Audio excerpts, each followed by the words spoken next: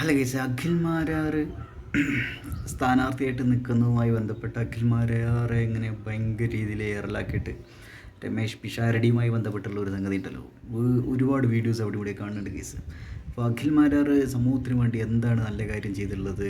Akhil Marar election ആവുന്നതിന് മുമ്പ്, election ദിവസത്തിന് മുമ്പ് തന്നെ തോറ്റു എന്നുള്ള ഒരു സംഗതിയിൽ അങ്ങനെയുള്ള കുറേ ആൾക്കാർ വീഡിയോസ് ചെയ്യുന്നുണ്ട് കേസ്.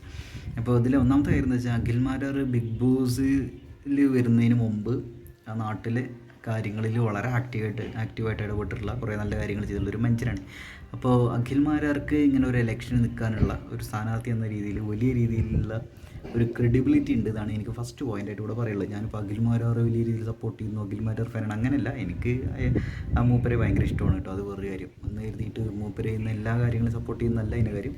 ഈ അഖിൽ മാരാർ ഇങ്ങനെ സമൂഹത്തിന് വേണ്ടിയിട്ട് കുറേ നല്ല കാര്യങ്ങൾ ചെയ്തിട്ടുണ്ട്. അപ്പോൾ അഖിൽ മാരാർ അങ്ങനെ പൊളിറ്റിക്സിൽ ഇറങ്ങണേ കൊണ്ട് ഇനിയിപ്പോൾ പലരും പറഞ്ഞു NDA സ്ഥാനാർത്ഥിയാണ്, എന്താണ് സംഗതി. ഈ പൊളിറ്റിക്സ് ആളുകൾ പാർട്ടി നോക്കിയിട്ട് ഇങ്ങനെ ഇപ്പോൾ പറയല്ലോ, കമ്മ്യൂണിസ്റ്റുകാരാണെങ്കിൽ BJPക്കാർക്കൊരു കുറ്റം പറയും, BJPക്കാരാണെങ്കിൽ കമ്മ്യൂണിസ്റ്റുകാരെ കുറ്റം പറയും, കോൺഗ്രസ്സുകാരാണെങ്കിൽ അപ്പുറത്തുള്ള പോരും, അങ്ങനെ കുറേ ഒരു സംഗതികളിലേക്ക് ഇത് കൊണ്ടായിരിക്കും. അപ്പോൾ ഞാനിവിടെ ഈ ഒരു വിഷയത്തെ നോക്കിക്കാണുന്നത്, അഖിൽ മാരാർ ഏത് പാർട്ടിയുടെ ബാനറിലാണ് മത്സരിക്കുന്നത് എന്നല്ല, അഖിൽ മാരാർ എന്ന ഒരു മനുഷ്യൻ ജയിച്ചിട്ടുണ്ടെങ്കിൽ സമൂഹത്തിന് കുറേ നല്ല കാര്യങ്ങൾ ചെയ്യാൻ സാധിക്കും എന്നൊരു വിശ്വാസത്തിലാണ്. അപ്പോൾ അഖിൽ മാരാർ മറ്റേ VD സതീശനുമായിട്ടുള്ള ഫോട്ടോസൊക്കെ ഇങ്ങനെ പോസ്റ്റ് ചെയ്തിട്ടുണ്ടായിരുന്നു സോഷ്യൽ മീഡിയയിൽ, ഞാൻ കണ്ടിട്ടുണ്ടായിരുന്നു. അപ്പോൾ മൂപ്പർക്ക് പൊളിറ്റീഷ്യൻസായിട്ടൊക്കെ ഉണ്ട്, പേഴ്സണൽ കോൺടാക്റ്റ് ഉണ്ട്. ഇപ്പോൾ ദിലീപ് വിഷയത്തിലൊക്കെ പലപ്പോഴും അഖിൽ മാരാറിന് ഭയങ്കര രീതിയിലുള്ള ഒരു നെഗറ്റിവിറ്റി അഖിൽ മാരാർക്കെതിരെ സംഭവിച്ചിട്ടുണ്ടായിരുന്നു. പേട്ടൻ ഫാനാണ് അഖിൽ മാരാർ, അന്ന് എന്തെങ്കിലുമൊക്കെ മൂപ്പർക്ക് ഒരു ലാഭം കിട്ടുന്നുണ്ടായിരിക്കും, ഒരു പക്ഷേ അടുത്ത സിനിമയിൽ അഭിനയിപ്പിക്കുന്നുണ്ടായിരിക്കും, അടുത്ത സിനിമ ഡയറക്റ്റ് ചെയ്യാൻ, ദിലീപിൻ്റെ അടുത്ത സിനിമ ഡയറക്റ്റ് ചെയ്യാനുള്ള അവസരം കൊടുക്കുന്നുണ്ടായിരിക്കുമോ, അല്ലെങ്കിൽ അവസരം കിട്ടാൻ വേണ്ടിയിട്ടാണ് മൂപ്പരിങ്ങനെ സൂചിപ്പിച്ച് നടക്കുന്ന രീതിയിലുള്ള കുറേ വീഡിയോസ് അവിടെ ഇവിടെ കാണാനുണ്ടായി. അപ്പോൾ ഇവിടെ പൊളിറ്റിക്സിൽ ഇറങ്ങുമ്പോഴും വലിയ വാഗ്ദാനങ്ങൾ മൂപ്പരിക്കുണ്ടായിരിക്കും. അതായത് മൂപ്പരിക്ക് പാർട്ടിയുടെ ഒക്കെ കുറേ പൈസ കിട്ടുന്നുണ്ടായിരിക്കും, സ്ഥാനമാനങ്ങൾ കിട്ടുന്നുണ്ടായിരിക്കും, അല്ലെങ്കിൽ എന്താ പറയുക, സിനിമകൾ കിട്ടുന്നുണ്ടായിരിക്കും, പുണ്യഭൂതിനൊക്കെ RSS ചായവുള്ള പടങ്ങൾ കിട്ടുന്നു എന്നുള്ള രീതിയിലൊക്കെ. ഇതെല്ലാം കൂടി ഇങ്ങനെ ഒരു രീതിയിലൊക്കെയാണ് ഇതിൻ്റെ പലരും സോഷ്യൽ മീഡിയയിൽ യൂട്യൂബ് വീഡിയോസിന് താഴെ കമൻറ്റുകളായിട്ടും യൂട്യൂബ് വീഡിയോസായിട്ടൊക്കെ പലരും ഇൻസ്റ്റാഗ്രാം റീലൊക്കെ ആയിട്ട് പലരും പോസ്റ്റ് ചെയ്തുകൊണ്ടിരിക്കുന്ന കേസ്. എന്തായാലും ഇതൊരു വേറെ കാര്യമുണ്ട്, narcotics is A dirty business എന്ന് പറഞ്ഞ പോലെ പൊളിറ്റിക്സും ഇതേപോലത്തുള്ള ഒരു ബിസിനസ്സാണ് കേസ്. ഡേർട്ടി ബിസിനസ് എന്ന് പറയാൻ പറ്റില്ല, ഇത് ഇങ്ങനെ വേറൊരു സംഭവമാണിത്. ഇതിൻ്റെ ഇപ്പോൾ ആളുകൾ എന്താ വെച്ചാൽ വളരെ ബ്ലൈൻഡായിട്ട് ഒരു പാർട്ടിയിൽ അടിമകളായിട്ടുള്ള ആളുകളുണ്ടായിരിക്കും. സ്വതന്ത്രമായി ചിന്തിക്കുന്ന ആളുകളുടെ എണ്ണം വളരെ കുറവാണ്. അങ്ങനെ സ്വതന്ത്രമായ രീതിയിൽ ചിന്തിച്ച് അതിൻ്റെ അങ്ങനെയുള്ള അഭിപ്രായങ്ങൾ രേഖപ്പെടുത്തുന്ന ആളുകൾക്ക് വലിയ രീതിയിൽ വിമർശനങ്ങളും കുത്തുവാക്കുകളും ഒറ്റപ്പെടുത്തലും ഒക്കെ ഉണ്ടാവും. അത് സ്വാഭാവികം, ഇങ്ങനൊരു സംഭവമുണ്ട്. അഖിൽ മാരാറുടെ ഈ വിഷയത്തെ വളരെ പോസിറ്റീവായ രീതിയിലാണ് കാണുന്നത് കേസ്.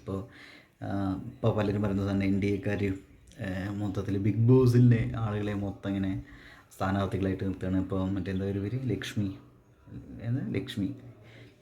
അതേപോലെ ലക്ഷ്മി വീണ എന്തോളുടെ ഒരു മുക്തിയുടെ പേരെന്താണ്, മുക്തിയേരി, അതേപോലെ തന്നെ അഖിൽ മാരാർ, റോബിൻ, ഇങ്ങനെയുള്ള കുറേ ടീംസിനെ നിർത്തുന്നുണ്ട് എന്നൊക്കെ. ഇപ്പോൾ പലരുടെയും വേറൊരു വിഷയം എന്താണെന്ന് വെച്ചിട്ടുണ്ടെങ്കിൽ, രമേശ് പിഷാരടിക്കെതിരെ അഖിൽ മാരാർ സംസാരിക്കുന്നു, അഖിൽ മാരാർക്ക് അതിനുള്ള എന്ത് യോഗ്യത ഉണ്ട് എന്നുള്ള കഴിയട്ടെ കേസ്. നമുക്ക് ഒരാൾ പറയുന്ന എല്ലാ കാര്യങ്ങളും അടിപൊളിയാവണം, അല്ലെങ്കിൽ നമുക്ക് യോജിക്കാൻ പറ്റണമെന്ന് നിർബന്ധമൊന്നുമില്ല. പിന്നെ എല്ലാവർക്കും ഈഗോ കോംപ്ലക്സ് സാധനമൊക്കെ ഉണ്ടല്ലോ, അപ്പോൾ ഇതൊക്കെ വർക്ക് ചെയ്യുന്നുണ്ടായിരിക്കും. അപ്പോൾ ഇതിനനുസരിച്ചൊക്കെ ആയിരിക്കും പലരും ആ ഒരു അഭിപ്രായങ്ങളൊക്കെ പറയുന്നുണ്ടായിരിക്കാം. അപ്പോൾ ഇവിടെ അഖിൽ മാരാർ പറയുന്നത്, ഞാൻ വീണ്ടും പറയുന്നു, എല്ലാ കാര്യങ്ങളും അടിപൊളിയാവണം, നമുക്ക് അംഗീകരിക്കാൻ പറ്റണം, യോജിക്കാൻ പറ്റണം, ഒരു നിർബന്ധമില്ല. അഖിൽ മാരാർ എന്ന വ്യക്തി ജയിച്ചാലും ഇല്ലെങ്കിലും മൂപ്പരെയും കൊണ്ട് നാടിന് ഗുണമുണ്ട്.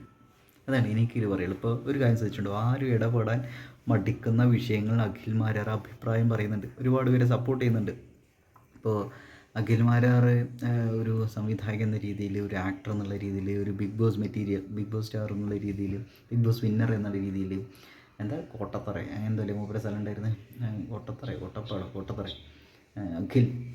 അഖിൽ കോട്ടത്തറ അല്ലേ, അങ്ങനെ ആ ഒരു പേരിൽ നിൽക്കുന്ന സമയത്ത് ആ ഒരു കാലഘട്ടത്തിലും നാട്ടിൽ ഒരുപാട് കാര്യങ്ങൾ ഇടപെട്ടുള്ള അങ്ങനെ ഒരു മനുഷ്യനാണ്. ഇപ്പോൾ അവിടുത്തെ അഖിൽ മാരാറിൻ്റെ അമ്മ ജോലി ചെയ്യുന്ന അവരൊരു ടീമുണ്ടല്ലോ, ആ ടീമിൻ്റെ കൂടെയുള്ള വീഡിയോസും അവർക്ക് പറയാനുള്ള കാര്യങ്ങൾ അവർക്ക് ഭയങ്കര ഇഷ്ടമാണത്. ആ വീഡിയോസ് എന്നൊക്കെ നമുക്ക് ക്ലിയറാണ് അഖിൽ മാരാർക്ക് എത്രത്തോളം സ്വാധീനമുണ്ട് മൂപ്പര നാട്ടിൽ, സ്ത്രീകൾക്കിടയിൽ, അമ്മമാർക്കിടയിൽ, അങ്ങനെയൊക്കെ ഒരു സംഗതിയൊക്കെ. അപ്പോൾ ഇവിടെ സംഭവം എന്താ വെച്ചാൽ, അഖിൽ മാരാറിന് ബിഗ് ബോസ് മുതലേ ഇഷ്ടമില്ലാത്ത അല്ലെങ്കിൽ ബിഗ് ബോസിൽ വരുന്നതിന് മുമ്പ് തന്നെ ഇഷ്ടമില്ലാത്ത ഓപ്പോസിറ്റ് പാർട്ടിക്കാരൊക്കെ ഉണ്ടാവില്ലേ. അപ്പോൾ ഇവരൊക്കെ എല്ലാവരും കൂടി ചേർന്നിട്ട്, പ്രത്യേകിച്ചും ബി ജെ പി ഒരു ബ്രാൻഡ് എന്നുള്ള രീതിയിൽ, ഒരു പ്രൊഡക്റ്റ് എന്നുള്ള രീതിയിൽ ആളെ ഇറക്കുമ്പോൾ ഉള്ള അത് ആ ഒരു കുത്തും എല്ലാം കൂടി ചേർന്നിട്ടാണ് ഇപ്പോൾ അഖിൽമാരാർക്കെതിരെ ഈ കളി നടന്നുകൊണ്ടിരിക്കണമെന്നാണ് എനിക്ക് തോന്നുന്നത്. എന്തായാലും ഇലക്ഷൻ കഴിഞ്ഞിട്ട് അഖിൽമാരാർ ജയിച്ചാലില്ലെങ്കിലും അഖിൽമാരാർ എന്നുള്ളൊരു വ്യക്തിക്ക് നാടിന് ഗുണം ഉണ്ടാവും എന്നാണ്, ഇനിയും ഗുണം ഉണ്ടാവും എന്നാണ് ഞാൻ പ്രതീക്ഷിക്കുന്നത്.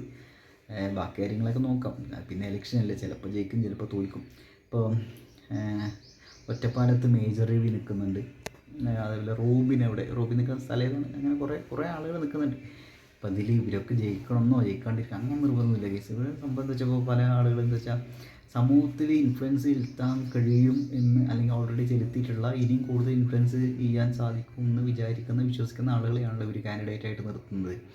അപ്പോൾ അങ്ങനെ നോക്കുമ്പോൾ അഖിൽമാരാർ എന്നുള്ളത് നല്ലൊരു കാൻഡിഡേറ്റ് ആണെന്നാണ് എനിക്ക് തോന്നുന്നത്. ആൾക്ക് ആ ഒരു രീതിയിലുള്ള വിസിബിലിറ്റി ഉണ്ട്, സാമൂഹികമായ കാര്യങ്ങളിൽ ഇടപെടാനും അഭിപ്രായങ്ങൾ പറയാനും ഒക്കെ ഉള്ള ഒരു ഗട്ട്സ് ഉണ്ട്.